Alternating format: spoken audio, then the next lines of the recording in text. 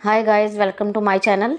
आज इस वीडियो में मैं आपको use of was and verb बताऊंगी कि वॉज और वर्ब का इस्तेमाल कहाँ कहाँ होता है।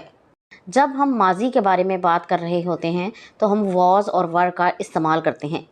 उर्दू में इन जुमलों की पहचान ये है कि इन जुमलों के आखिर में रहा था, रही थे और रहे थे वगैरह आता है।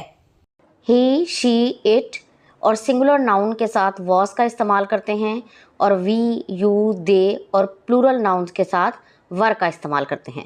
अगर आप वॉज और वर के बारे में कुछ नहीं जानते तो मेरी पिछली वीडियो ज़रूर देखें, मैं उसका लिंक डिस्क्रिप्शन में दे रही हूँ। इस वीडियो में सिर्फ हम वॉज और वर की प्रैक्टिस करेंगे। मैं उर्दू में आप लोगों को जुमले बताती जाऊँगी, आप उसका जवाब सोचें और साथ ही मैं आपको इसका जवाब बताती जाऊँगी।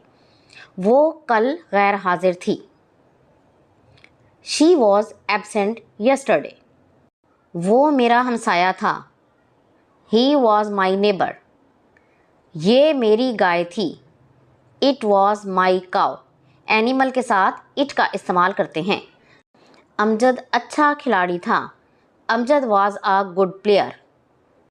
वो मुझसे नाराज़ थी। She was angry with me. लड़के बाग में नहीं थे। The boys were not in the garden. वो थका हुआ था। He was tired. मैं कल बहुत खुश था। I was very happy yesterday. मेरा भाई बहुत बहादुर था। My brother was very brave. आम मीठे नहीं थे। Mangoes were not sweet.